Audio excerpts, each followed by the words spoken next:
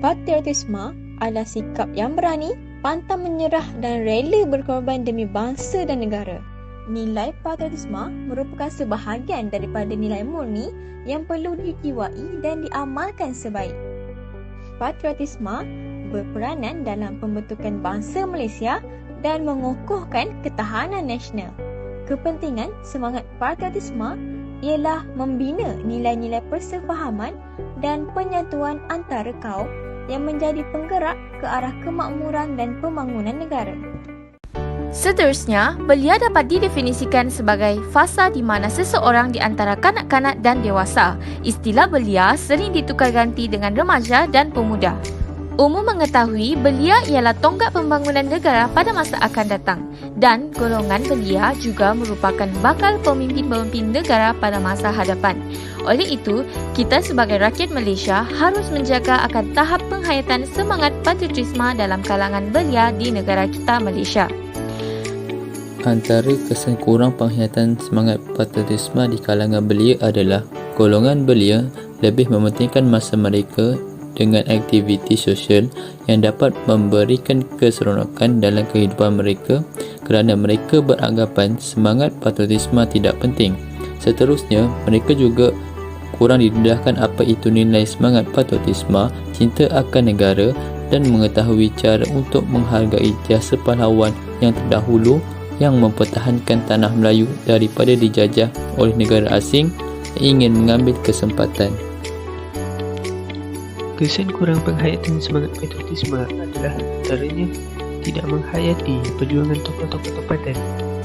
Dan berikut adalah video luahan Pegawai Waran yang merupakan salah seorang pejuang yang telah memerdekakan negara kita, yang telah melihat ramai rakan seperjuangan yang terkorban bagi memastikan keamanan negara tercapai, di mana generasi sekarang yang tidak merasai susah payah ketika dijajah dan tidak pernah ingin ambil tahu pengorbanan orang terdahulu serta hanya mementingkan kesenangan dan keseronokan, menyebabkan mereka lupa akan perjuangan tokoh-tokoh tempatan yang bermati-matian memerdekakan negara. Kesan kurang penghayatan semangat patriotisme dalam kalangan belia akan menyebabkan lahirnya golongan belia yang tidak berintegriti dalam pembangunan negara. Hal ini kerana perasaan cinta akan negara tidak kuat di dalam diri mereka, yang seterusnya menjadikan mereka melakukan apa sahaja demi mendapatkan keuntungan peribadi. Sebagai contoh, golongan belia yang tidak berintegriti ini akan mudah terlibat dengan gejala rasuah, terlibat dengan jenayah dan tidak mengambil peduli tentang undang-undang negara. Keadaan ini akan menyebabkan wujudnya hubungan yang tidak harmoni dalam kalangan belia dan boleh memberi kesan yang buruk kepada imej negara. Kesan kurangnya penghayatan patriotisme dalam kalangan belia akan melunturkan semangat perpaduan antara kaum di Malaysia.